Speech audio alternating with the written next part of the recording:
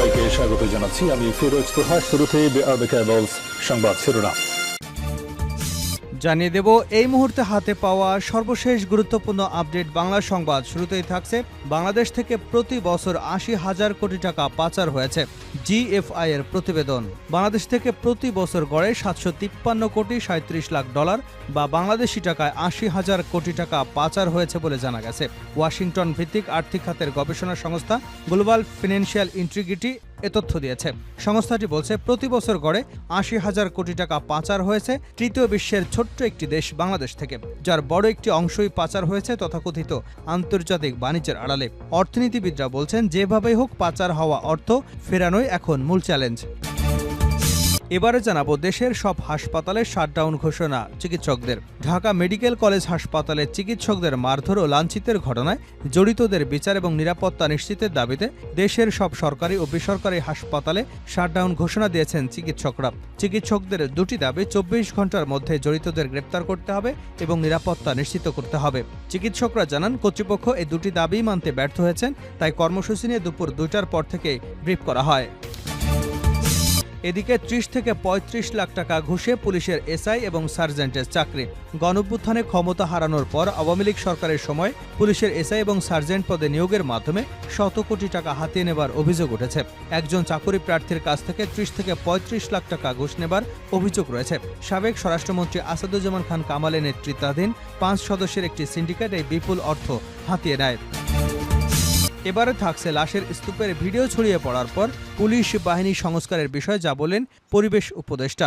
জাতিসংঘের তদন্ত দলের প্রস্তাব অনুযায়ী পুলিশের সংস্কার আনা হবে বলে জানিয়েছেন পরিবেশ, বন ও জলবায়ু পরিবর্তন ও পানি সম্পদ উপদেষ্টা সৈয়দা রেজওয়ানা হাসান। এবারে থাকছে প্রতিষ্ঠা বার্ষিকীতে গণতন্ত্র পুনঃপ্রতিষ্ঠা করার শপথ বিএনপির। দলের ৪৬তম প্রতিষ্ঠা বার্ষিকীতে সব চ্যালেঞ্জকে মোকাবেলা করে দেশে গণতন্ত্র পুনঃপ্রতিষ্ঠা করার শপথ গ্রহণ করেছেন, এমনটাই জানিয়েছেন বিএনপির মহাসচিব মির্জা ফখরুল ইসলাম আলমগীর। তিনি বলেন যে কোনো বাধাই আসুক মুক্তবাজার অর্থনীতিকে প্রতিষ্ঠা করা এবং সমৃদ্ধ বাংলাদেশ পরিণত করবার জন্য আমরা কাজ করে যাবার জন্য শপথ নিয়েছি। এবং সর্বশেষ জানাবো সরকারি চাকুরিজীবীদের সম্পদের হিসাব নেবে সরকার। সব সরকারি চাকুরিজীবীদের সম্পদের হিসাব দিতে হবে। জনপ্রশাসন মন্ত্রণালয় এ সিদ্ধান্ত নিয়েছে। রোববার জনপ্রশাসন মন্ত্রণালয় থেকে এ সংক্রান্ত আদেশ জারি হওয়ার কথা রয়েছে। জনপ্রশাসন মন্ত্রণালয়ের এমন সিদ্ধান্তের পর চাকুরিজীবীদের সেই হিসাব কিভাবে কোন পদ্ধতিতে নেওয়া হবে সে বিষয়ে একটি ফরম্যাট প্রস্তুত করা হবে বলে জানান মন্ত্রণালয়ের সিনিয়র সচিব মোহাম্মদ মোখলেসুর রহমান। এতক্ষণ শিরোনাম শুনছিলেন, এবার বিস্তারিত। প্রিয় দর্শক, আপনি যদি এই চ্যানেলে নতুন হয়ে থাকেন ভিডিওটি দেখতে দেখতে চ্যানেলটি সাবস্ক্রাইব করে আমাদের সঙ্গে থাকুন। আর এই ভিডিও সম্পর্কে আপনি আপনার মূল্যবান মতামতটি কমেন্ট বক্সে জানিয়ে দিন। আর হ্যাঁ প্রিয় দর্শক, জানিয়ে দিন ভিডিওটি কোথা থেকে দেখছেন। জিএফআই এর প্রতিবেদন। বাংলাদেশ থেকে প্রতি বছর ৮০,০০০ কোটি টাকা পাচার হয়েছে। বাংলাদেশ থেকে প্রতি বছর গড়ে ৭৫৩ কোটি ৩৭ লাখ ডলার বা ৮০,০০০ কোটি টাকা বিদেশে পাচার হয়েছে বলে জানিয়েছেন ওয়াশিংটন ভিত্তিক আর্থিক খাতের গবেষণা সংস্থা গ্লোবাল ফিনান্সিয়াল ইন্টিগ্রিটি। সংস্থাটি বলছে প্রতি বছর গড়ে ৮০,০০০ কোটি টাকা পাচার হয়েছে তৃতীয় বিশ্বের ছোট এই দেশ থেকে, যার বড় একটি অংশই পাচার হয়েছে তথাকথিত আন্তর্জাতিক বাণিজ্যের আড়ালে। অর্থনীতিবিদরা বলছেন যেভাবে হোক পাচার হওয়া অর্থ ফেরানোই এখন মূল চ্যালেঞ্জ। তারা আরও বলেছেন গত কয়েক দশক ধরেই ডলার সংকট, ভঙ্গুর অর্থনীতি, মূল্যস্ফীতি সহ নানাবিধ টানাপোড়েনে দেশের অর্থনীতি, যার অন্যতম কারণ অর্থ পাচার। বৈশ্বিক বাণিজ্যভিত্তিক কারসাজি, হুন্ডি, চোরাচালান সহ নানাবিধ পন্থায় বিশ্বের বিভিন্ন দেশে পাচার করা হয়েছে লক্ষাধিক কোটি টাকা। সেন্টার ফর পলিসি ডায়ালগ বলেছে গেল প্রায় দেড় যুগে দেশীয় ১৯টি ব্যাংকে আত্মসাৎ করা হয়েছে ২৪টি ঋণ কেলেঙ্কারির মাধ্যমে প্রায় ১০০,০০০ কোটিরও বেশি টাকা পাচার হয়েছে বিশ্বের বিভিন্ন দেশে। শুধু ব্যক্তি উদ্যোগেই নয়, অর্থ পাচার প্রক্রিয়া পরোক্ষভাবে যুক্ত হয়েছে দেশের একাধিক আর্থিক প্রতিষ্ঠান ও সরকারি বেসরকারি ব্যাংকেও। পাচার হওয়া অর্থ ফেরাতে বেশ কয়েক বছর আগেই বাংলাদেশে বহু দেশের সঙ্গে একাধিক চুক্তি করে। অর্থনীতিবিদরা বলছেন সেই সব চুক্তি এবং সংশ্লিষ্ট দেশগুলোর সঙ্গে যৌথ উদ্যোগ জারি রাখতে পারে বর্তমান সরকার। এ বিষয়ে জানতে চাইলে সিপিডি সম্মানীয় ফেলো অধ্যাপক মুস্তাফিজুর রহমান বলেন, পাচার হওয়া অর্থ উদ্ধার করার ক্ষেত্রে আমাদের বিভিন্ন এজেন্সি আছে, বাংলাদেশের সঙ্গেও আমাদের বেশ কিছু নেটওয়ার্ক আছে, তাই সেগুলো আমাদের ব্যবহার করতে হবে। বৈশ্বিক পরিসরে উদ্যোগের পাশাপাশি অর্থ ফেরাতে গুরুত্বপূর্ণ অবদান রাখতে হবে দুর্নীতি দমন কমিশনকেও। প্রয়োজনে টাস্কফোর্স গঠনের মাধ্যমে নিবিড় অনুসন্ধানের তাগিদ দিচ্ছেন আইনজ্ঞরা। দেশের সব হাসপাতালে শাটডাউন ঘোষণা চিকিৎসকদের। ঢাকা মেডিকেল কলেজ হাসপাতালের চিকিৎসকদের মারধর ও লাঞ্ছিতের ঘটনায় জড়িতদের বিচার ও নিরাপত্তা নিশ্চিতের দাবিতে দেশের সব সরকারি বেসরকারি হাসপাতালে শাটডাউন ঘোষণা দিয়েছেন চিকিৎসকরা। চিকিৎসকের দুটি দাবি, 24 ঘন্টার মধ্যে জড়িতদের গ্রেপ্তার করতে হবে এবং নিরাপত্তা নিশ্চিত করতে হবে। এ ব্যাপারে ঢামেকের চিকিৎসকরা জানান, কর্তৃপক্ষ এই দুটি দাবি মানতে ব্যর্থ হয়েছে, তাই কর্মসূচি দিয়ে দুপুর 2টার পর ব্রিফ করা হবে বলে জানিয়েছেন তারা। এর আগে গতকাল শনিবার ঢাকা মেডিকেল কলেজ হাসপাতালের জরুরি বিভাগে মধ্যরাতে ব্যাপক উত্তেজনা সৃষ্টি হয়। জানা যায়, রাজধানীর ক্যান্টনমেন্ট এলাকায় মোটরসাইকেলের দুর্ঘটনায় আহত বিইউবিটির শিক্ষার্থী আহসানুল হক দীপ্ত চিকিৎসাধীন অবস্থায় ঢাকা মেডিকেল কলেজ হাসপাতালে মারা যান। চিকিৎসকদের অবহেলায় তার মৃত্যু হয়েছে এমন অভিযোগ তুলে বেশ কয়েকজন হাসপাতালে এসে অপারেশন থিয়েটারে ঢুকে চিকিৎসকদের মারধর করেন এবং ভাঙচুর চালান। এ ঘটনায় 3 চিকিৎসক আহত হয়েছেন। এদিকে সন্ধ্যায় ঢাকা মেডিকেল কলেজ হাসপাতালের জরুরি বিভাগের ভেতরে ধারালো অস্ত্র নিয়ে এক গ্রুপের উপর আরেক গ্রুপ হামলা চালায়, তাতে একজন মারা যায়। এ ঘটনায় চাপাতি সহ 4 জনকে আটক করেছে সেনাবাহিনী। অপরদিকে রাতে বিষ পান করে হাসপাতালে এক রোগী ভর্তি হলে চিকিৎসাধীন অবস্থায় মারা যান। এ ঘটনায় রোগীর স্বজনরা এক চিকিৎসককে লাঞ্ছিত করেন। এ ঘটনার পর রাতে হাসপাতালে বিক্ষোভ মিছিল করা হয়। এ ঘটনার পর থেকে আরও উত্তেজিত হয়ে পড়ে ইন্টার্ন চিকিৎসকরা। পরে 24 ঘন্টার মধ্যে দায়ীদের গ্রেপ্তারের আলটিমেটাম দেন ক্ষুব্ধ চিকিৎসকরা। তবে 24 ঘন্টা পার হবার আগেই হাসপাতালের চিকিৎসকরা আজ রোববার সকাল থেকে অঘোষিত কর্মবিরতি পালন করছেন। বন্ধ হয়ে গেছে হাসপাতালটির জরুরি বিভাগ, বহির্বিভাগ সহ সকল ওয়ার্ডের চিকিৎসা সেবা। এরপর দুপুরে দেশের সব হাসপাতালে শাটডাউন ঘোষণা দেন তারা। 30 থেকে 35 লাখ টাকা ঘুষে পুলিশের এসআই সার্জেন্টের চাকরি। গণঅভ্যুত্থানে ক্ষমতা হারানো আওয়ামী সরকারের সময় পুলিশের এসআই এবং সার্জেন্ট পদে নিয়োগের মাধ্যমে শত কোটি টাকা হাতিয়ে নেবার অভিযোগ উঠেছে। একজন চাকুরি প্রার্থীর কাছ থেকে 30 থেকে 35 লাখ টাকা ঘুষ নেওয়ার অভিযোগ রয়েছে। সাবেক স্বরাষ্ট্রমন্ত্রী আসাদুজ্জামান খান কামালের নেতৃত্বাধীন 5 সদস্যের একটি সিন্ডিকেট এই বিপুল পরিমাণ অর্থ হাতিয়ে নিয়েছে। এ বিষয়ে পুলিশ সদর দপ্তরের একটি গোপন প্রতিবেদন জমা হয়েছে। পুলিশ সদর দপ্তর সূত্র এ তথ্য নিশ্চিত করেছে। ওই প্রতিবেদনে বলা হয়েছে, সাবেক স্বরাষ্ট্রমন্ত্রীর তালিকা অনুযায়ী পুলিশে ব্যাপক নিয়োগ বাণিজ্য হতো।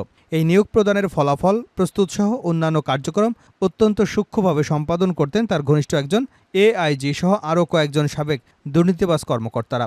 তারা পরীক্ষার্থীদের কাছ থেকে নানা কৌশলে ঘুষ গ্রহণ করতেন। সম্প্রতি প্রাথমিক তদন্তে এসব কর্মকর্তাদের বিরুদ্ধে অভিযোগের তদন্ত শুরু হয়েছে। তাদের নজরদারির মধ্যে রাখা হয়েছে। তদন্ত সংশ্লিষ্ট সূত্র বলছে, সাবেক স্বরাষ্ট্রমন্ত্রী আসাদুজ্জামান খান দায়িত্ব নেবার পর থেকেই শুরু হয় পুলিশের নিয়োগে নামে ঘুষ ও দুর্নীতি। এক্ষেত্রে তিনি একটি সিন্ডিকেট গড়ে তোলেন। তার নির্দেশে চক্রটি এসআই অর্থাৎ সাব ইন্সপেক্টর ও সার্জেন্ট নিয়োগে মেধাবী এবং যোগ্যদের বঞ্চিত করে অযোগ্য এবং অদক্ষদের নিয়োগ দেওয়া শুরু করে। তদন্ত সংশ্লিষ্ট সূত্র বলছে, 2024 সালে আউটসাইড ক্যাডেট সহ নতুন একটি ব্যাচ নিয়োগে বিজ্ঞপ্তি প্রকাশ করা হয়। এর মধ্যে ওই ব্যাচে লিখিত পরীক্ষা পর্যন্ত সম্পন্ন হয়েছে। লিখিত পরীক্ষায় 3200 জন উত্তীর্ণ হয়েছেন। উত্তীর্ণ প্রার্থীদের কাছ থেকে আগের মতোই একইভাবে ওই চক্র বিপুল পরিমাণ অর্থ সংগ্রহ করে। এই নিয়োগ সাবেক এক এআইজি ও যুগ্ম সচিব সরাসরি দুর্নীতির টাকা লেনদেন করতেন।